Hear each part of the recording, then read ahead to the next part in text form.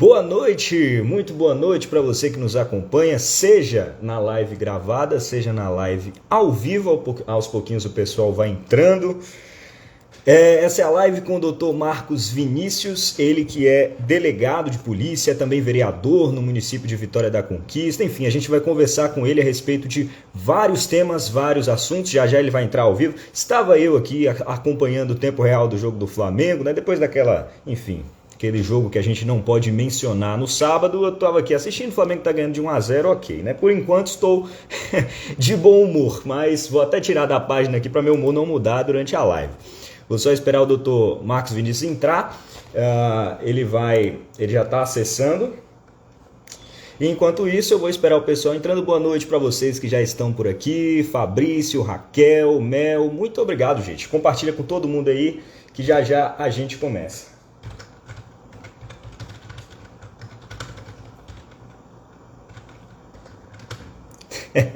Sai dessa, rapaz, oxente.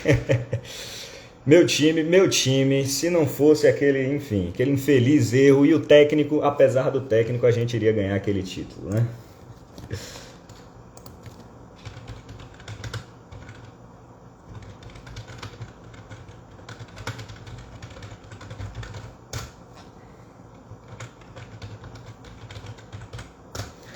A gente vai conversar sobre vários temas, já quero deixar claro aqui para vocês, por favor, quem quiser mandar alguma pergunta, fique à vontade, a gente vai respondendo ao longo da live, ao longo do nosso papo, viu? Só querer mandar qualquer pergunta que a gente vai poder discorrer junto com o delegado. Ele já me deu o ok aqui, ele está entrando no Instagram para poder logar, que ele tem que estar na live, né, para poder convidar ele também. Olha, José, e aí, meu amigo, quanto tempo, hein, rapaz? Nunca mais falei com você.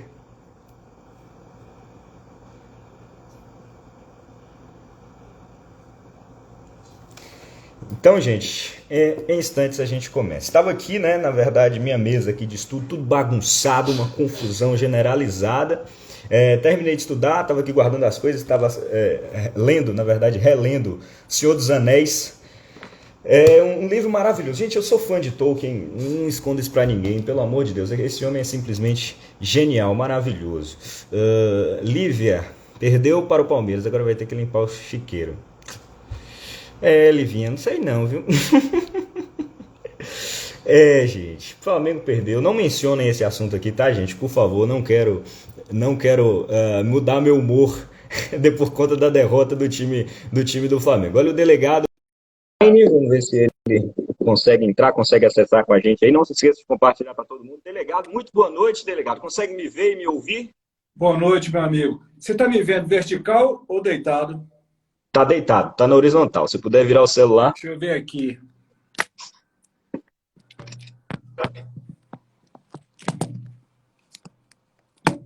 Agora sim.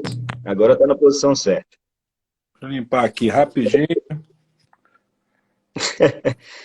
Live tem dessa, né? Tem que corrigir o enquadramento, tem que ver se tá tudo certinho, tudo no jeito. Faz parte, meu amigo. Agora sim. Ouvindo bem? Faz parte. Sim, tranquilo pra mim. Gente, se tiverem algum problema, o áudio estiver baixo, alguma coisa, só vocês mandarem aí, tá, gente, no chat que a gente tá acompanhando. Agora, doutor, lhe cumprimento oficialmente. Boa noite, obrigado por ter aceitado o convite. Já agradeço também por ter aceitado o convite anterior que nós tivemos no sábado. Acho interessante a gente explicar de onde é que surgiu essa ideia toda dessa live. Eu tive um projeto que eu tive que fazer de direitos humanos e eu precisei entrevistar um agente policial e eu tive a possibilidade de conversar com o delegado. Nós fizemos essa conversa no sábado e eu, como um grande interessado, curioso sobre o tema, a gente começou a conversar sobre vários temas e surgiu a ideia de fazer uma live, de a gente comentar sobre isso ao vivo e poder trazer esse conteúdo para vocês. Então, toda essa ideia da live surgiu por aí. Muito obrigado a você que já está nos acompanhando. Nesse momento temos 28 pessoas, agora 25 pessoas ao vivo, ficou oscilando um pouco. Não se esqueça de compartilhar com todo mundo no aviãozinho aí embaixo. Doutor, por favor, se apresente para quem não te conhece. Seja muito bem-vindo. Oi, pessoal. Marcos Vinícius, delegado de polícia aqui na Bahia e atualmente também vereador em Vitória da Conquista. Estou feliz que eu estou vendo um monte de amigo meu entrando na live. Daniela Magalhães, curso de Direito aqui, Marcelo Melo, assessor especial da prefeita Sheila Lemos, doutor João Ricardo, delegado de polícia em Salvador, Grupo Quatro Patas, porque eu também trabalho na causa animal, estou vendo aqui, Vera, lá, Vera também tá presente. Que bacana, viu? Grande abraço, doutor João, tá mandando um abraço aqui também. Muito obrigado pela oportunidade, meu amigo. Estou muito feliz de estar com vocês da PUC Minas. Hoje eu não errei, não, viu? Pois é, e o delegado, inclusive, quando a gente fez o vídeo, ele falou: um abraço, está aqui com vocês da UESP. Não, Aí eu, nesse não, doutor, peraí. foi. Houve Ô, tá um falando, pequeno um equívoco. monte de gente entrando aí, minha filhada, Marcelão, tanta gente bacana, cara. Feliz por estar com você. Recebi muitas mensagens, doutor, muita gente me falando: ah, você vai conversar com o doutor Marcos Vinícius, eu conheço ele demais, ele é muito gente boa. Muita gente dizendo que ia acompanhar a live, que o conhecia, muita gente daqui de Tapetinga. Então, começa contando pra gente A dessa sua casa, atuação. eu Hã? gosto mais daí, é minha segunda casa. O pessoal do Tapetinga é diferenciado. Então, começa contando pra gente dessa sua atuação. O senhor começou como delegado trabalhando aqui? Meu primeiro local de trabalho como delegado foi em Tapetinga, no plantão. Fiquei 2 meses. Depois eu fui para uma cidade próxima, chamada Maikinique. Fiquei 2 meses também. Fui transferido novamente. Na época havia muita ingerência política. Comecei a incomodar as pessoas lá, me transferiram. E eu fiquei firme no Alves, em Tapetinga, pelos 2 anos. Depois eu vim para a região de Conquista. Em 2007 eu voltei como coordenador regional, onde fiquei 7 anos aí na região de Tapetinga. E fiz muitos E qual é a amigos. diferença? Qual é a diferença que o senhor percebeu enquanto delegado de trabalhar numa cidade pequena como Itapetinga, como Maikinique, e uma vez trabalhando em Vitória da Conquista, que é uma cidade muito maior? Olha, a diferença é grande. Quanto maior a cidade, maiores são os problemas, mais a dificuldade, maior a dificuldade de comunicação entre as instituições.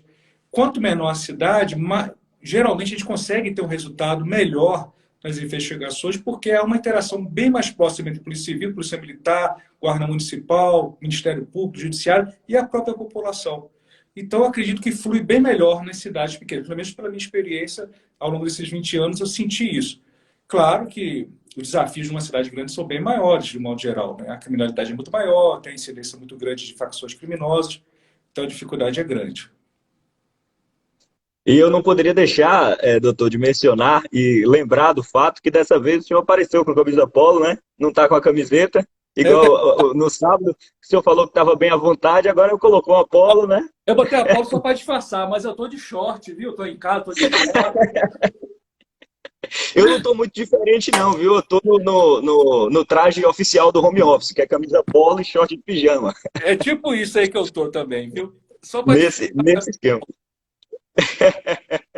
Pois é, mas vamos continuar falando dessa sua atuação policial. Aqui em Tapetinga é uma cidade pequena, eu vou focar um pouco nessa realidade daqui, né? Porque eu sou morador daqui, sou nascido e criado aqui em Tapetinga.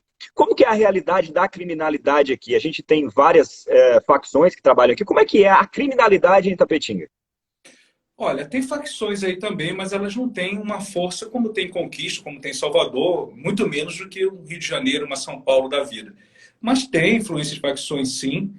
Mas a Polícia Civil e a Polícia Militar e a Guarda Municipal de Tapetinga são muito atuantes. Vocês podem observar que a criminalidade, o nível é muito baixo, graças à atuação das forças de segurança do município e do Estado. É um local realmente diferenciado, apesar de estar entre duas bombas relógio, que são Vitória da Conquista e Itabuna, porque Itapetinga fica mais ou menos no meio. São dois lugares que tem muita criminalidade, que tem facções atuando com muita força, e Tapetinga ainda consegue ser um oásis no meio dessa criminalidade.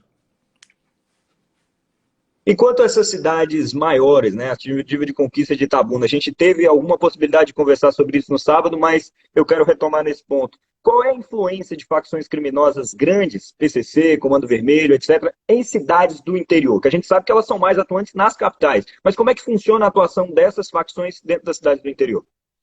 Elas já estão entranhadas pelo Brasil todo, principalmente nas cidades maiores, já tem núcleos ligados às facções locais. Elas não têm poder, o PCC, nem o Comando Vermelho, tem poder para dominar o tráfico de uma cidade, como, por exemplo, Vitória da Conquista. Mas tem como influenciar e fazer parte, principalmente na questão do fornecimento das drogas. E isso é um risco para todos nós, principalmente policiais. Mas, infelizmente, a realidade brasileira é essa. E como Queria boa, registrar, queria registrar aqui só um boa noite para a Catarina de Sena, vulgo Tia Cata, que apareceu aqui mandando boa noite também. Ela falou que iria acompanhar a live. Muito obrigado, viu, Tia Cata, pela audiência. Falou bem do senhor também, viu, doutor? gente boa demais. Abraço, Catarina. Pois é, e gente, fiquem à vontade, podem encaminhar perguntas. Oi? Estou vendo muita gente legal. Daniela Novaes, advogada também, que é grande amiga, apoiadora. Tanta gente está chegando aí. Eu fico muito grato, muito feliz de estar com vocês novamente. E eu reforço aqui, quem quiser mandar pergunta, fique à vontade de mandar no chat. Não se esqueça de compartilhar com todo mundo no aviãozinho que tem aí. Eu sempre fico na dúvida se é um aviãozinho, se é uma setinha, enfim. Esse símbolozinho que fica no canto direito inferior e também clicar no coraçãozinho aí, né? Dar um like, dar Para mim, é um avião. uma ajuda pra gente aí. Oi? Para mim, é um aviãozinho, isso aí de papel. É um aviãozinho, né? Eu sempre fico na dúvida. É uma setinha, parece um aviãozinho, né? Um aviãozinho de É. papel. Mas, enfim, vamos continuar aqui no nosso papo. Enquanto delegado da Polícia Civil, o senhor já presenciou algum caso inusitado? Já Ah, prendeu alguém assim que você falou, nossa, eu não imaginava que isso era possível de eu prender alguém por conta disso? já aconteceu tanta coisa, assim, algumas coisas constrangedoras. Já. E é muito divertido. E eu tenho muitas saudades da equipe de Tapetinga, porque aí tem tanta gente assim, que a gente chama de resenhista aqui na Bahia, né? Tem muita gente Uhum, acompanhando, né? Então, sim. mas eu não sei se usa esse termo resenha, mas aqui na Bahia a gente usa muito esse termo resenhista, que é fazer gozação, né? Uhum, A gente, para as diligências, sempre foi muito animado. Aqui também, Conquista também tem isso. Mas Tapetinga, como é menorzinha, havia mais esse entrosamento. E a gente ia sempre muito se divertindo na diligência até chegar próximo. Quando chegar próximo, a gente fazia silêncio para se concentrar nas ações. Mas sempre acontecia alguma coisa ou outra inusitada e depois a gente fazia as resenhas, dava risada, né? Depois uhum. a pessoa passava. Mas, se eu for contar, é um livro, cara. É tanta coisa que já aconteceu. É impressionante. As pessoas Tem que não têm... contar, tem que fazer um livro com as histórias. Hã? Tem que fazer um livro, então, com as histórias, né? Ah, Fazer um relatos. é um livro mesmo, porque não falta história, viu? A gente viveu bem esses 20 anos de polícia aí. Itapetinga, Conquista locais, fora do estado também. São muitas ações.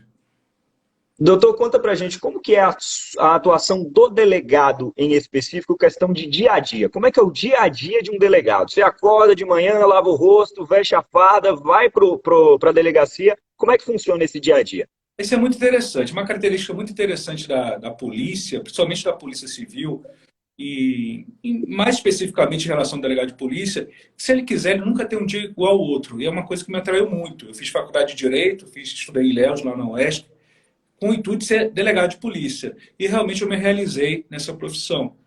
Às vezes, assim, quando a gente está mais empolgado, a gente já acorda se pensando quem te vai perturbar hoje, quem te vai prender hoje. Mas sempre tem, assim, você nunca vai ter um dia igual ao outro, principalmente se você for um delegado que gosta de parte de operações. Eu gosto muito da parte administrativa, de formalizar o inquérito policial, fazer pedidos, representações, mas também gosto muito da ação, cumprir mandados de busca, mandados de prisão, flagrante delito. Então, isso deixa o seu dia a dia nunca monótono. Isso me atrai demais na profissão. E, é claro, aquele senso de proteção. A gente que gosta de cuidar do próximo, a gente se sente muito bem numa carreira social. A gente tem esse contato próximo de proteção e realmente é algo que não tem preço. Isso me faz muito feliz. E o delegado, ele também pega em arma, vai atrás de bandido, vai caçar bandido em beco, em ruela, vai também? Tem delegados que gostam dessa ação. Eu gosto, particularmente, eu gosto muito. Mas tem delegado que prefere só a parte administrativa. Como qualquer profissão, tem os corajosos, tem os não tão corajosos. Como qualquer ser humano. Os delegados de polícia são seres humanos. Então, tem de tudo. Eu tenho uma amiga delegada de polícia que ela é uma graça. Ela não é aqui de Conquista, é uma amiga minha há muitos anos. Ela tem uma situação de um assalto a banco. Ela estava indo para a cidade, só que ela não sabia que estava tendo um assalto a banco. Aí, quando ela soube que estava tendo um assalto a banco, ela falou para o investigador: volta, volta, volta. Mas aí o cara falou: mas é para lá, doutora. Não, mas a gente vai voltar. Ela fez o certo. Enfrentar assaltante de banco é difícil. Geralmente vão É 10 difícil, né? com um fuzil para uma cidade que tem dois PMs, às vezes um policial civil, então realmente é muito difícil. Mas Uhum, estou falando só para descontrair um pouco, uhum. e realmente ela fez o que era certo. Mas tem de tudo. Tem de rua, tem gente que detesta a rua. Então, eu, particularmente, eu gosto muito. E qual é o tipo de crime que o senhor vê que é mais recorrente aqui na região? Qual é a situação que mais chegava na sua mesa? Olha, o povo tem a língua muito grande. O povo adora falar dos outros. Então, um crime muito comum é crime contra a honra. É um crime, infelizmente, muito comum. Então, mas é muito. 138, 139, 140 do Código Penal. 139, 138 é o que mais acontece. Eu, particularmente, não gosto de mexer com esses tipos de crime. Mas é o que, se você perguntar o que acontece mais de crime, são crimes contra a honra. Eu gosto de trabalhar Uhum. com isso particularmente, porque é um crime bem mais difícil de elucidar, não para descobrir quem é o autor. Descobrir quem é o autor até que geralmente não é tão difícil. Difícil é provar que ele fez aquele crime. Então isso motiva muito. Eu, particularmente, eu gosto muito de trabalhar com homicídios. Tem uma pergunta aqui, doutor, para o senhor responder. Como foi o primeiro trabalho quando pegou o cargo de delegado? O senhor sentou na mesa de delegado, qual foi o primeiro caso que chegou, se o senhor lembra desse caso? Eu lembro. Quando a gente entra na polícia, a gente entra achando que é super-herói, né? Então, ainda mais quando você é vocacionado. Então você acha que é super-herói. Na primeira noite, eu fui para a rua para fazer uma blitz em conjunto com a Polícia Militar. E foi em Itapetinga. E na época estava muito tranquilo Hum. em Itapetinga, não acontecia nada há muito tempo. Mas nessa noite teve um assalto com tiros. E eu lembro que a gente foi numa viatura velha. Hoje em dia a gente tem viaturas ótimas, né? Mas uma viatura toda acabadinha. E eu fui naquela adrenalina de querer trabalhar, mas tenso também. Poxa, na primeira noite já está tendo um caso de assalto, teve pessoas feridas. E a gente terminou investigando e dias depois a gente prendeu os autores. Foi o meu Tem primeiro uma caso, foi no pergunta aqui. trabalho, primeiro dia de trabalho. Primeiro dia de trabalho. Emoção, hein? Já começou? Ah, foi muito Coração bacana. palpitando. Tem uma pergunta aqui da Associação Nossa Senhora das Dores, que é uma instituição que trabalha aqui na cidade de Tapetinga, que ajuda comunidades carentes, que trabalha com apoio a toda essa sociedade e que tem influência também, ajudou a combater a criminalidade com algumas comunidades carentes aqui da cidade. E eles pedem para perguntar para o senhor a influência de projetos sociais e das igrejas também na criminalidade das periferias, que a gente sabe, infelizmente, que é onde se concentra a maior parte da violência. Parabéns pelo trabalho de vocês. Eu conheço o trabalho de vocês. Realmente é diferenciado. É essencial, Augusto, e a todos que estão nos ouvindo. Trabalhos de igreja, trabalhos de qualquer entidade que filantrópica ajuda muito no combate à criminalidade, porque às vezes consegue resgatar essas pessoas. Eu penso que nós, a sociedade como um todo, deveria ter uma responsabilidade maior social, principalmente com esses jovens de periferia, onde o tráfico se concentra com mais força e termina captando muitos jovens. Aproveito aqui para a gente perguntar, entrar até numa digressão maior aqui. Qual é a forma, então, na sua visão, mais eficiente de se combater a criminalidade? A gente sabe que existe a dualidade entre construir uma educação melhor para as pessoas, para que as pessoas não cometam crimes, etc., não venham a transgredir, mas também existe o problema atual, que é a educação em si sozinha não resolve. Como é que a gente resolve a criminalidade hoje em dia? É mais na truculência? Como que é? Aí eu penso que a educação é a base de tudo. Se você tiver um país que focado em educação, a situação é mais amena. É só você olhar o exemplo dos países do primeiro mundo. A criminalidade, de um modo geral, é bem menor. Mas só a educação não resolve. Nós precisamos de programas sociais para dar atenção, para suprir carências familiares, porque eu vejo, assim, pela experiência, que boa parte dos jovens que entram para o mundo do crime, principalmente através do tráfico de drogas, são carentes de tudo, de afeto de pais, afetos, de tudo que você imaginar. Eu já vi situações assim realmente deprimentes. Então, a gente consegue, quando a gente tem esse contato com esse tipo de indivíduo que cometeu algum crime, algum ato infracional, se for adolescente, quando a gente conhece a realidade dele, a gente, não é que justifique, mas a gente começa a entender um pouco melhor o porquê daquilo. Né? Não justifica, tá, gente? Nada justifica você cometer crimes. Mas quando você é totalmente desprovido de tudo, de carinho, de condições financeiras, de alimento, quando você é criado num lar violento, você não tem os mesmos parâmetros que, por exemplo, eu tive. Você teve, Augusto, eu conheço sua família, seus pais, um abraço para os seus pais.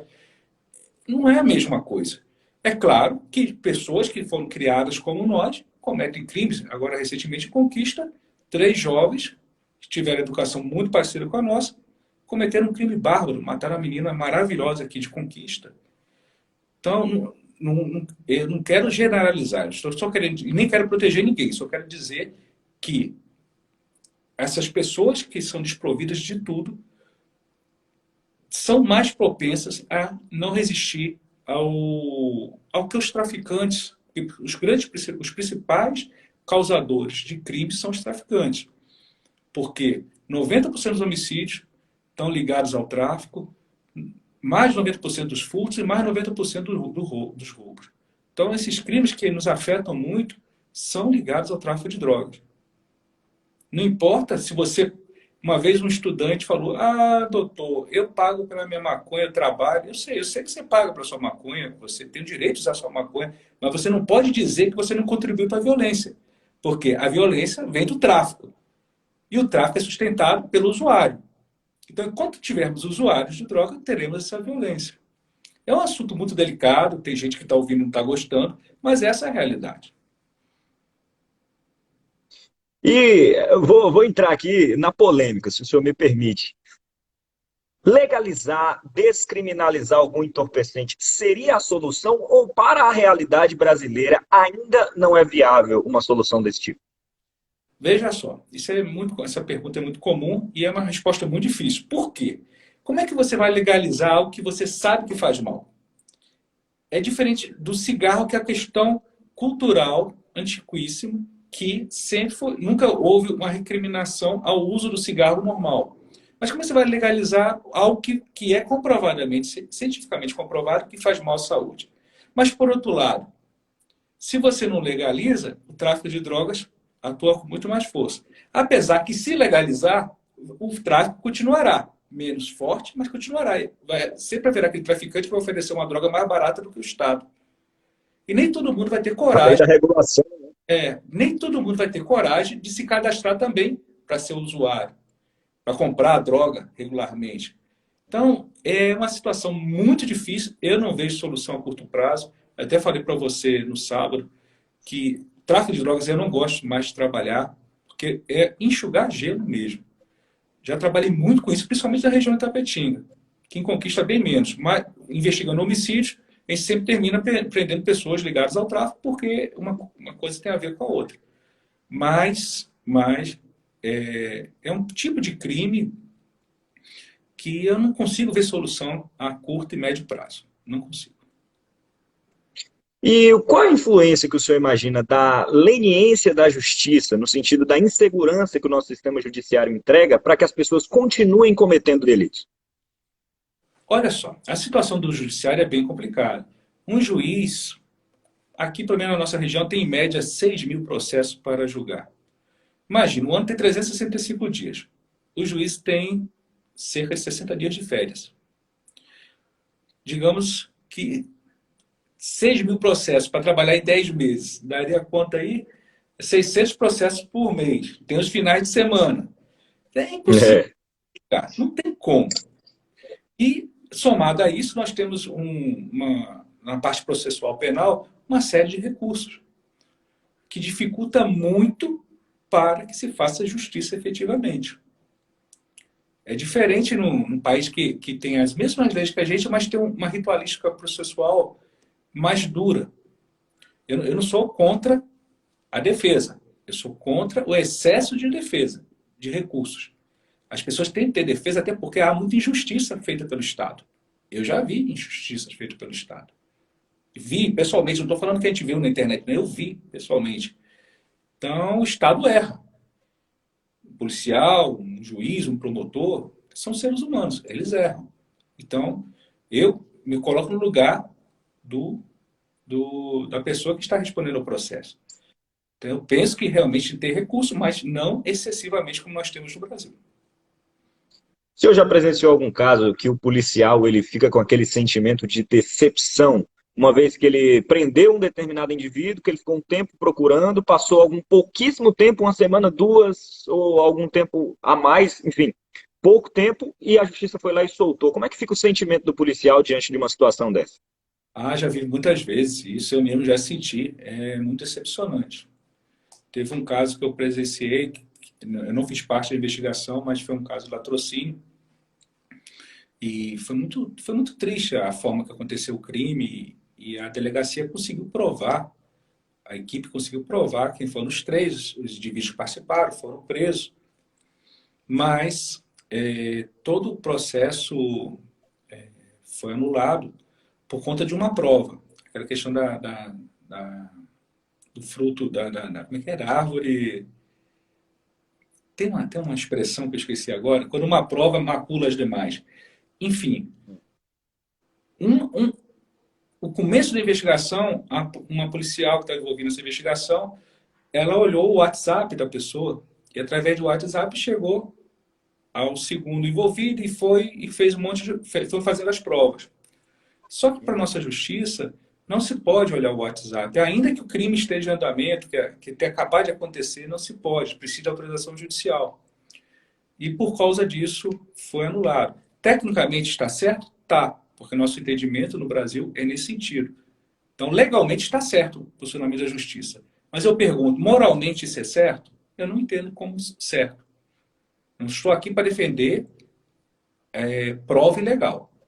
Estou aqui para defender o que é correto. Eu penso que no caso de um flagrante delito, poderia ter acesso ao WhatsApp. Porque o crime está acontecendo ali, nas comunicações. Isso é muito comum.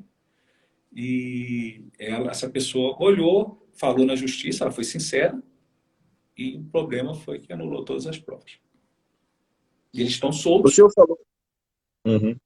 O senhor falou agora há pouco de provas ilegais, e isso me fez lembrar de um episódio que eu acredito que seja talvez um dos mais importantes, pelo menos dentro da área policial nos últimos anos da história do Brasil, que foi a Operação Lava Jato. Operação que se notabilizou por combater crimes do colarinho branco, tanto que é competência da Polícia Federal, que atuou no caso, mas que ultimamente a gente tem visto vários casos de pessoas desmerecendo a operação, relativizando algumas condenações, em especial a conduta do juiz Sérgio Moro. Inclusive, teve aquele caso da Vaza Jato, que eles pegaram provas que poderiam ser adulteradas de hackers, enfim, toda aquela situação. Como é que o senhor vê o legado da Lava Jato e o que ela pode, e como ela agiu, melhor dizendo, se ela agiu dentro dos limites da lei ou se houve realmente algum tipo de abuso que deve relativizar a operação?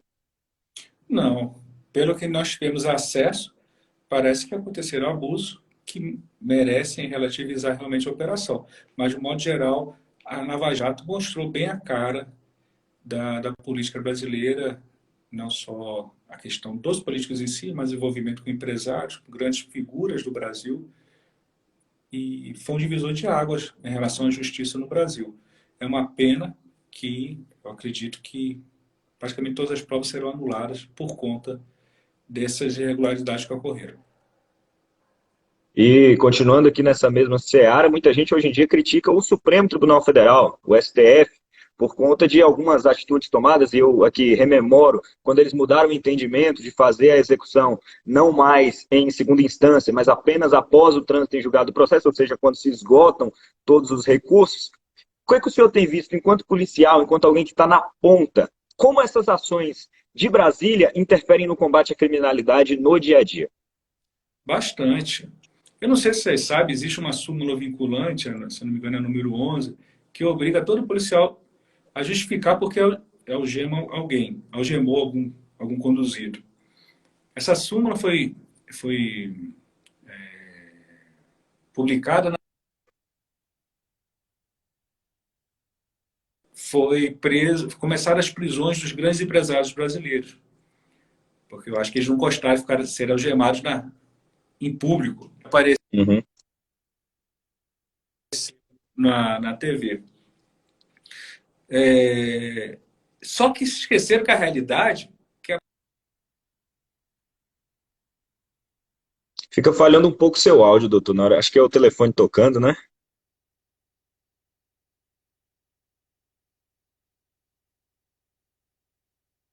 que ele teve algum problema na conexão.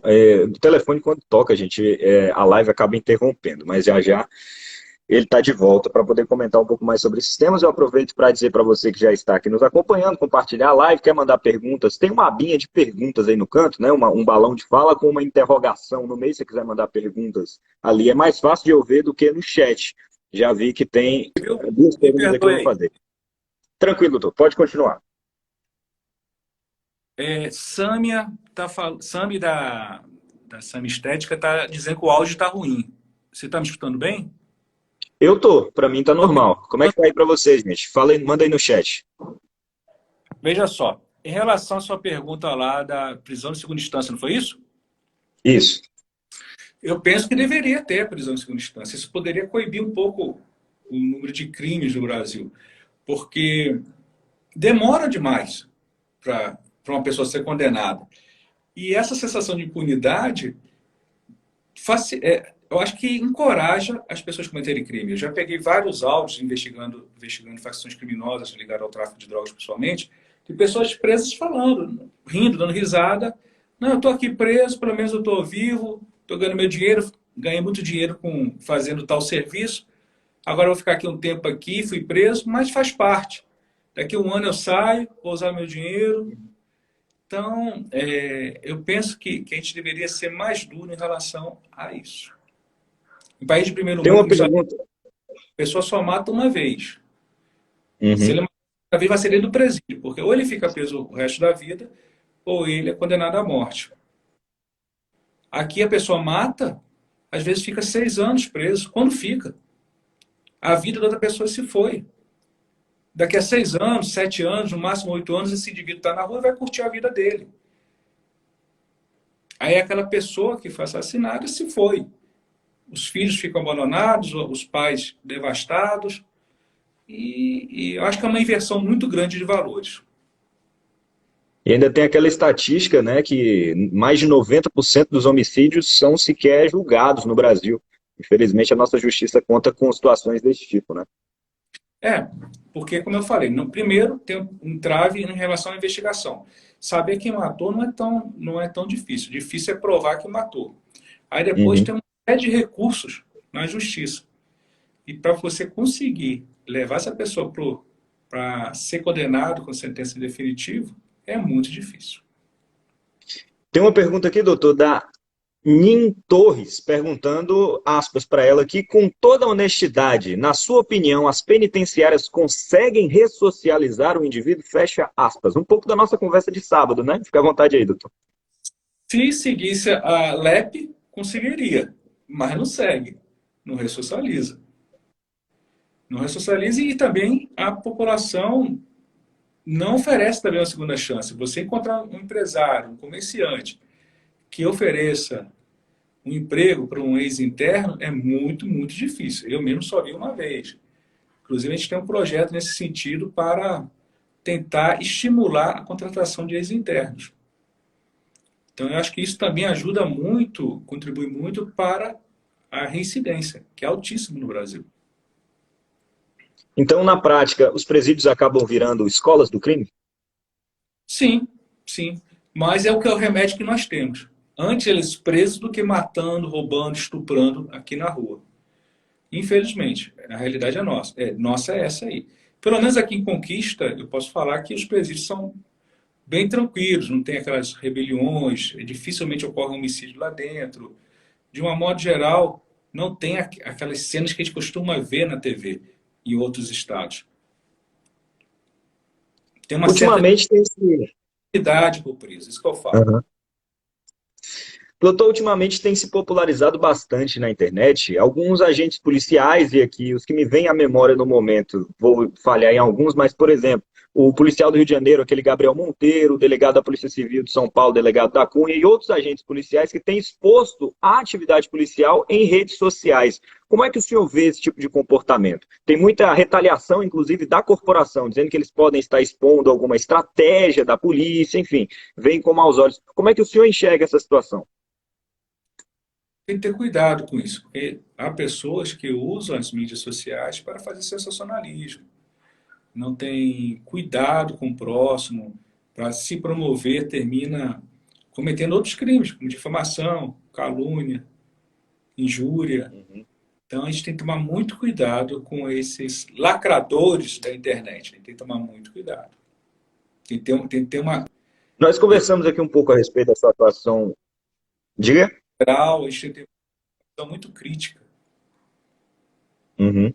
Nós Observar, conversamos um não pouco fazer aqui. Nós conversamos um pouco aqui a respeito da sua atuação enquanto policial, mas o senhor também é vereador em Vitória da Conquista e eu vou fazer aquela pergunta de praxe, que todos os políticos que eu entrevistei eu fiz essa pergunta.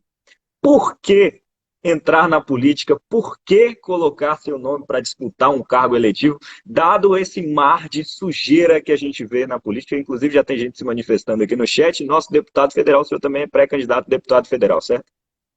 Veja só, foi até por uma atitude até um pouco infantil de revolta. Ano passado, acho que foi em fevereiro, eu vi no Jornal Nacional, não lembro, foi algum jornal falando sobre as mazelas da política, que não são poucas aqui no Brasil. Eu fiquei tão revoltado com mais uma sujeirada, eu falei, não vou votar mais em ninguém. E fui dormir. No outro dia eu acordei, falei, não, eu tenho de ajudar a enfrentar esse sistema. Se há 20 anos eu consigo lutar contra o sistema dentro da Polícia Civil, por que não a política? Eu nunca tinha tido vontade de ser político, nunca, pelo contrário, sempre me esquivei. Então, hoje eu vejo que eu errei a minha vida toda. Todos nós devemos ser políticos. Não entrar para a política necessariamente, mas sermos políticos. Porque se todos nós fôssemos políticos de verdade, na essência da palavra, não confunda político com politicagem. Que nós vivemos nessas mazelas por causa da politicagem. Se nós fôssemos todos políticos, nós elegeríamos muito melhor nossos representantes legais, que são de extrema importância. Então eu resolvi entrar para a política para ajudar os bons políticos. Porque existem bons políticos. Existe um monte de gente desonesta, hipócrita, só pensa em si. Então, que realmente tem muita sujeira. Mas também existem as pessoas bem intencionadas. Então, quanto nós cruzarmos os braços, a gente que acredita que pode fazer algo diferente pela nação, a gente vai viver isso. A gente não tem nem direito de reclamar do nosso político. Quantos de vocês estão assistindo a gente agora acompanham o trabalho dos políticos que votaram na última eleição? Pouquíssimos acompanham. Hoje eu tenho uma visão bem diferente. Depois que eu entrei na política, a minha visão sobre o mundo político mudou muito. E a política é a essência. A gente precisa do mundo político. Agora a gente precisa escolher melhor. E acompanhar, para cobrar. E o político, só tem que estar com as suas bases. O que acontece? O indivíduo é eleito, a população esquece dele, nem lembra mais do nome de quem ele votou, a população, e o político, por sua vez, só aparece daqui a 4 anos para pedir voto de novo. A maioria, não estou dizendo que são todos. Só nós, eleitores, conscientização política verdadeira, podemos mudar essa realidade do Brasil. É possível. Não vai ser fácil, mas é possível. Isso sem falar na idolatria também, né? E fui eleito sem gastar dinheiro, não usei fundo eleitoral, através do Zap Zap. E as pessoas conheciam nosso trabalho como policial civil, como professor de direito penal, acreditaram no nosso trabalho e a gente está aí, trabalhando muito como vereador e continuo na delegacia de polícia também. Nos acompanha nas redes sociais para ver nossas ideias, para ver se valeu a pena apoiar a gente e se vale a pena continuar apoiando ou passar a apoiar. É isso que eu falo para todo mundo. Acompanhe a gente nas redes sociais, talvez você goste do nosso trabalho e abrace a nossa causa. Doutor, o quanto que o senhor tem entrado para a política e ter se tornado vereador influenciou no seu trabalho da delegacia? Já aconteceu do senhor prender alguém, o cara falar, pô, doutor, você está me prendendo, eu votei no senhor, doutor, e o senhor vai me prender? Já teve um caso desse tipo, já não? Já teve. E teve ex-pessoas que eu prendi, pessoas que eu já tinha prendido, que me apoiou na campanha. Fez até fotinha, aquelas fotos combinadas, eu apoio, né, com a minha foto do lado e a foto dele. Né? Porque quando eu lembro dos indivíduos, eu sempre cumprimento na rua, depois que eu encontro na rua, eu não tenho nenhuma discriminação com a maioria. Claro que tem uns que são mais perigosos, eu quero a distância desses caras. Mas a maioria cometeram pequenos delitos e termina tendo até assim, conhece. E aí, cara, a gente brinca, né? Sossegou? Tomou jeito? Não, doutor, tomei jeito, eu estou aqui com a minha família, estou trabalhando, né? Mas a questão é que a gente tem de dar um voto de confiança para as pessoas. Porque para tentar melhorar. Essa é a realidade. Então, já aconteceu de DJs, pessoas que eu já tinha aprendido a votar em mim, apoiar. O que aconteceu depois da eleição, eu prender pessoas que votaram em mim. Aí eu falei, Doutor, cara, não mistura as coisas. Votou em mim, mas eu não comprei seu voto. Você está aqui, você está errado. tem Faz mais uma parte. pergunta aqui, doutor. A Lívia perguntando, né? Lívia, que é a minha namorada. Qual o crime mais difícil de resolver? E durante a sua carreira, qual foi o caso mais difícil que o senhor já enfrentou? Primeiro, qual crime é mais difícil de resolver, né? De encontrar o culpado. Eu vou dar um chute, não sei se o senhor concorda. Eu acho que deve ser estelionato, que tem uns caras muito espertos para fazer estelionato. Não sei se é o caso, não sei se eu estou certo. O estelionato dá muito trabalho. Realmente dá muito trabalho. Principalmente hoje em dia, que basicamente são estelionatos feitos pelas redes sociais, pela internet. Realmente dá muito trabalho de solucionar e as penas são pequenas. As penas são muito pequenas do estelionato. E é isso que desestimula, porque às vezes o indivíduo, o estelionatário, ele destrói completamente a vida de uma pessoa. Aquela pessoa que, um senhor de idade, que tem pouca cultura, fez a economia da vida toda ali para juntar um pouquinho de dinheiro, cai no golpe, perde toda aquela economia de uma vida toda. Então ele é destruído por aquele indivíduo e esse indivíduo dificilmente vai ficar preso. Ainda que ele seja preso, ele dificilmente vai ficar preso porque a pena é pequena. Às vezes destrói uma empresa inteira. Por causa do estelionatário, acaba uma vida assim, de luta de uma família, de uma empresa, e destrói tudo com um golpe. E ele, se ele for preso em flagrante, que é difícil, ele vai ficar pouco tempo preso. E se ele for condenado, provavelmente ele não vai ser preso. Então, acho que você lembrou bem um crime que dá trabalho e realmente a sensação de impunidade é muito grande, infelizmente. Agora, o caso mais E qual difícil que foi eu o mais participo, difícil que o senhor já enfrentou? Quem foi o bandido que lhe deu mais trabalho, doutor? há tantos, tantos mesmo. Não vou falar nome, mas tem um traficante que me deu muito trabalho para aprender. E ele fez muito estrago. A gente teve paciência, depois de alguns anos a gente conseguiu aprender. Esse deu muito trabalho. Agora, crime difícil, eu acho que, assim, teve um caso aqui em Conquista muito marcante, que foi um assassinato de um padre muito conhecido, muito querido aqui na região. Isso tem muitos anos. E a gente conseguiu prender os dois indivíduos que estavam envolvidos, eram pessoas assistidas por ele, porque ele fazia muita caridade, e fizeram latrocínio, a gente conseguiu prender os dois indivíduos. Um foi até em flagrante, mas esse se manteve calado o tempo todo, e o outro foi um tempo após. Mas para chegar à prova desse crime, deu muito trabalho. Mas a gente foi aos poucos recuperando todos os instrumentos utilizados, todos os instrumentos furtados, conseguindo provas testemunhais, e os dois foram condenados a 20 e tantos anos de prisão. Esse foi um dos casos que deu mais trabalho. Inclusive, a gente recebeu um ofício do Vaticano parabenizando a toda a equipe, né, pelo trabalho, porque não existe uma pessoa que faz. No caso aí fui eu com minha equipe na época, primeira delegacia. Doutor, falhou Se um pouco essa sua última fala. Se eu puder repetir a partir da. Quando o senhor falou do ofício do Vaticano, o senhor pode repetir a partir daí que falhou? O ofício do Vaticano parabenizando a nós pelo trabalho, por ter resolvido o caso, as pessoas terem sido condenadas, terem sido presas e condenadas, que isso é importante, ter uma condenação, e elas ficaram efetivamente presas. E não existe trabalho de uma pessoa, não existe o delegado Martins, existe uma equipe. Tem o delegado, tem o escrivão, tem os investigadores, nós trabalhamos em conjunto. Nesse caso especificamente, cada pessoa da nossa equipe teve uma participação decisiva. Teve até um deles, um senhor que pouco falava, mas muito experiente, na cena do crime, achou uma bota do lado de fora do local e a bota era fedorenta, fedia muito essa bota. Ele falou, doutor, guarde essa bota. Eu falei, mas tá aqui, não tem, tá longe do lugar, guarde essa bota. E não é que a gente achou a Cinderela para a bota? Um tempo depois, que era o mundo envolvido? Então, é isso, é experiência e cada um vai dando opinião e através do trabalho conjunto a gente consegue elucidar um crime.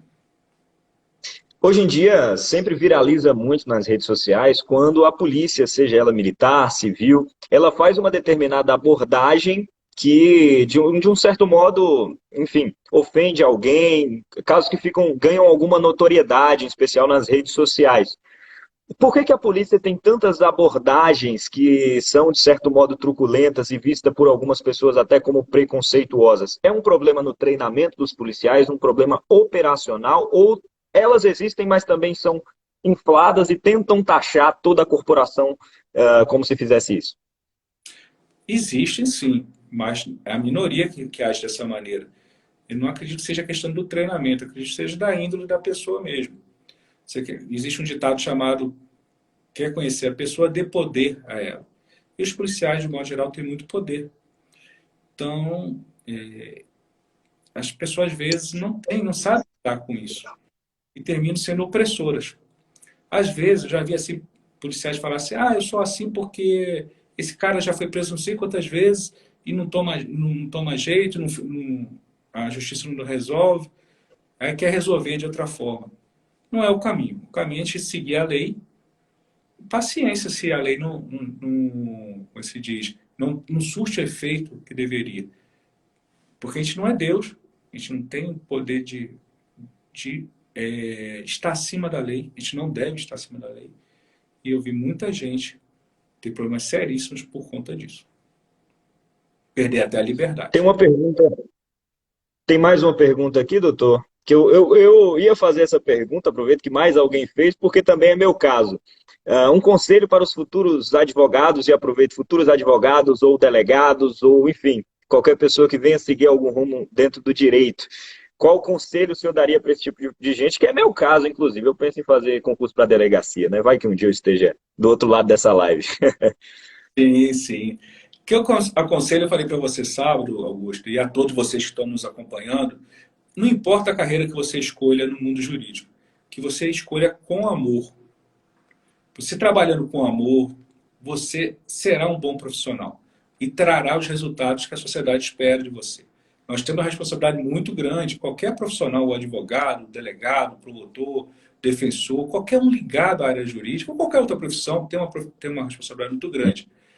E eu, pessoalmente, sou muito religioso, eu entendo que é uma missão também, Deus nos deu essa missão e nós devemos honrar essa missão. Então a gente tem que ter responsabilidade, cuidado com o próximo, sempre se colocar no lugar do próximo, para a gente exercer com amor. E hoje em dia, com a aposentadoria está mais difícil nós conseguimos nos aposentar por conta das mudanças previdenciárias, você vai ficar mais tempo numa carreira. Então, se você escolher uma carreira e às vezes você é bem remunerado, mas você não sente satisfação em trabalhar naquele determinado desafio, você vai ser frustrado. Você vai passar décadas da sua vida frustrado, vai ser infeliz, vai trabalhar mal e, não, e isso ficará estampado. As pessoas vão perceber isso e você, quando olhar para trás, vai sentir que não fez nada. Então, eu aconselho você sempre trabalhar com amor e escolher a profissão através de vocação policial, que precisa ser vocacionado para você ser um bom.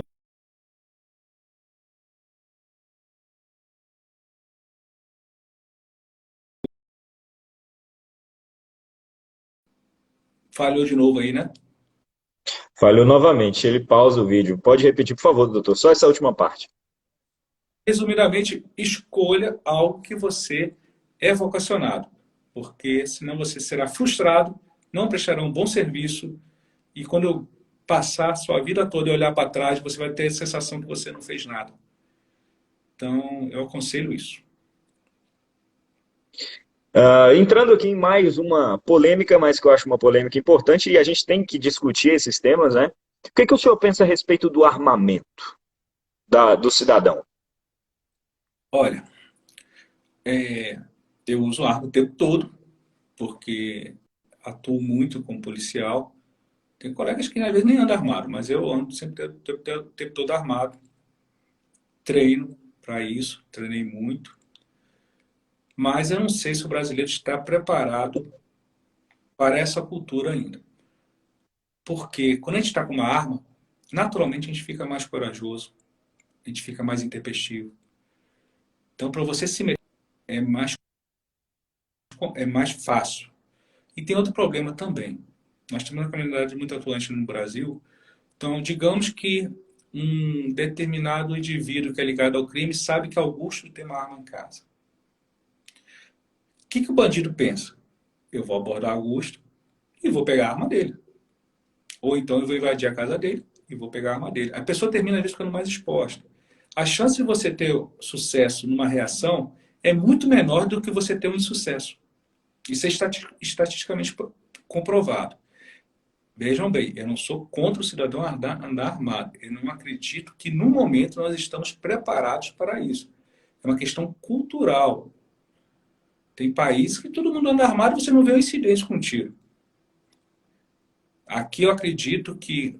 O que vai acontecer se liberar suporte? O que eu acredito? Eu acho que o número de incidentes por conta de discussões ia aumentar consideravelmente. O número de assaltos em casas ia aumentar consideravelmente, porque os bandidos iam querer pegar essas armas do cidadão. Até porque o ser humano é muito vaidoso, ele não vai querer ficar discreto, vai sempre dar aquela dica que está armado. Os indivíduos que são mal intencionados ficam de olho. Eu falo isso porque eu sei de vários casos que aconteceram assim, de pessoas que tinham armas em casa, foram assaltadas, algumas até morreram, porque não foram discretos em relação às suas armas. Então, nós precisamos ter uma cultura ainda para armamentística, que nós não temos. Minha preocupação seria isso, o aumento da violência e essas armas se voltarem contra os próprios donos. Minha preocupação seria essa. A gente volta naquela história da educação, né? Se não tiver educação, com um processo a longo prazo. Sim, educação para tudo, inclusive para usar armas. Doutor, qual é hoje em dia, na sua avaliação, a principal necessidade da classe policial? É equipamento, é treinamento, é remuneração? Olha, eu penso que, de modo geral, seria a remuneração, porque os riscos são muito grandes. No Brasil, como qualquer país de terceiro mundo, os salários são baixos, de modo geral. Diferentemente do país de primeiro mundo, que os salários são muito bons dos policiais, assim como dos professores. O Brasil também sofre, os professores sofrem. Primeiro mundo, professores, juízes, policiais ganham muito bem. Mas aqui no Brasil, infelizmente, a realidade não é essa. Mas isso também é um interesse, eu acho que tem um interesse negativo político, para que isso fique assim. Mas isso é uma demanda, outra demanda, a gente pode falar em outra oportunidade, porque isso dá pano para manga. Mas, enfim, eu acredito que hoje seriam duas coisas. Uma assistência psicológica melhor. O índice de suicídio entre policiais é 3 vezes maior do que a população, em média. E questão de salário. Os policiais vivem sob estresse por causa das demandas diárias mesmo. O risco é muito grande, vivem sobressaltados. E então precisa realmente de uma assistência que não tem praticamente, precisa de uma assistência psicológica. Quem conquista a UESB, o Núcleo de Psicologia, se ofereceu, está dando um serviço gratuito aqui para os policiais, isso é muito interessante, mas precisava ter um apoio efetivo do Estado, inclusive das próprias corporações nesse sentido. E o reconhecimento salarial para, como se diz, valorizar ainda mais o policial. Aqui, antes da gente encerrar, doutor, só para a gente continuar fazendo só as perguntas que o pessoal está mandando para a gente aqui, tem mais uma. O senhor acha que existe muito abuso de poder nas penitenciárias? Abuso de poder de quem, assim? Imagino que por parte da polícia, né, dos agentes. Eu acho que não. Existe, sim, casos isolados, mas de um modo geral eu acredito que não. Até porque a situação dos agentes penitenciários é bem delicada. O sistema é terrível. Então as facções criminosas realmente sabem da vida toda dos agentes penitenciários, que hoje alguns são agentes penitenciários, outros são polícia penal, depende do contexto. Então é uma situação de fragilidade maior. Eles não têm a força que a força policial, a polícia militar tem, a polícia civil, para se fechar em relação a essas ameaças. Então, realmente, abuso eventualmente tem, Mas eu acredito que a situação dos agentes penitenciários, dos policiais penais, é, é pior do que a dos presos, pela opressão que as facções criminosas fazem. Mais uma pergunta: como é que o senhor concilia as atividades enquanto delegado e vereador? Que eu imagino que são duas coisas que dão muito trabalho, né? Em duas áreas assim bem diferentes. Em uma você está no administrativo, lidando com papel, tendo que ler um monte de projeto de lei, na outra você está na rua, você está brigando com bandido. Como é que o senhor concilia isso tudo? Nas duas eu estou na rua e nos papéis. Se levar a sério, é uma profissão muito difícil. São muitas demandas. Conquista, por exemplo, tem 11 distritos e 309 povoados. Mil dificuldades. Não é fácil conciliar. Eu termino trabalhando de manhã, de tarde, de noite, inclusive sábado e domingo. Mas quando a gente trabalha com amor, aquilo que eu falei, a gente trabalha feliz. Então não é um peso. A gente realmente, às vezes, a gente fica cansado. Tem dia que eu respondo 200 mensagens, 300 mensagens. Mas se a gente consegue ter algum resultado, ajudar de alguma forma alguém, isso nos traz uma satisfação muito grande. É trabalhar com amor. Isso é muito importante. Mais uma pergunta aqui. Nas penitenciárias, o senhor imagina que as PPPs, as parcerias público-privadas, elas podem ajudar a melhorar a realidade carcerária no país? Pode sim. Nós temos um exemplo aqui em Conquista. O presídio daqui funciona bem. O presídio que tem essa parceria. É bem organizado. Talvez seja uma solução. Mas não é tão simples assim, porque quando envolve duas lideranças, porque tem a parte pública e a parte privada. Às vezes há conflitos, às vezes há jogos de interesse que dificultam um pouco para essa administração. Mas, de modo geral, acredito que seja bom, sim. E o senhor é pré-candidato a deputado federal. É uma competência que o senhor imagina que vai ter que sair de Conquista, vai ter que se mudar para Brasília, vai ter que deixar a delegacia nesse caso, né? Quais são os principais anseios que o senhor tem para poder se tornar delegado? Deputado, perdão. Por que que eu resolvi? Algumas pessoas, a política já está se candidatando a deputado, se pré-candidatando, né? Que a gente tem que falar em pré-candidatura hoje. Eu falo, Uhum. por experiência como vereador, eu observei que quem tem emendas, quem tem um dinheiro para enviar para as cidades, são os deputados federais. No caso de Vitória de Conquista e região, Itapetinga, Anagé, essa região nossa toda aqui, nós só temos um deputado daqui, quando a gente poderia ter três, quatro. O que na prática acontece? Nós, vereadores, e no caso aqui a prefeito, os prefeitos da região, eles ficam pedindo emendas, solicitando emendas para deputados que são de outras regiões. Então terminam vindo recursos pequenos, limitados. Enquanto um deputado daqui de Conquista poderia trazer para Conquista, Barra do Choça, Anagé, muito mais dinheiro, muito mais emendas do que todos os deputados de fora trazem atualmente. Apenas um deputado. Então, com esse intuito, eu lancei meu nome como pré-candidato para investir maciçamente na nossa região. Essas emendas para melhoria em várias áreas, e principalmente questões macro. Por isso, a nossa ideia de nos candidatar não é um desafio fácil, precisa de muitos votos, ainda mais se você não quiser gastar. Porque eu não vou gastar como eu não gastei como vereador. Eu conto com o apoio da população que entenda que, assim, eu acredito que Marcos Vinícius pode fazer um trabalho diferenciado. Vamos investir numa pessoa da terra, abraçar essa causa e tentar multiplicar votos. Porque, de um modo geral, os políticos gastam milhões para se eleger. Isso é um absurdo. A conta não fecha. E não é a nossa intenção. Não. Uhum. Então, eu sugiro à população que invista em candidatos da terra. Que não seja eu, seja outro, mas que pessoas que tenham que a população acredite que possa fazer algo diferente por nós. E além dessas questão das emendas, mas também nas votações, o que o senhor pensa a respeito das reformas? O Brasil precisa de reformas? O senhor votaria a favor de reformas como a administrativa, como a tributária e tantas outras que o Brasil precisa? Precisa de inúmeras reformas. O problema são os interesses políticos. Às vezes, o que a gente vê muito na política é determinado indivíduo votando a favor ou contra só porque é situação ou é oposição.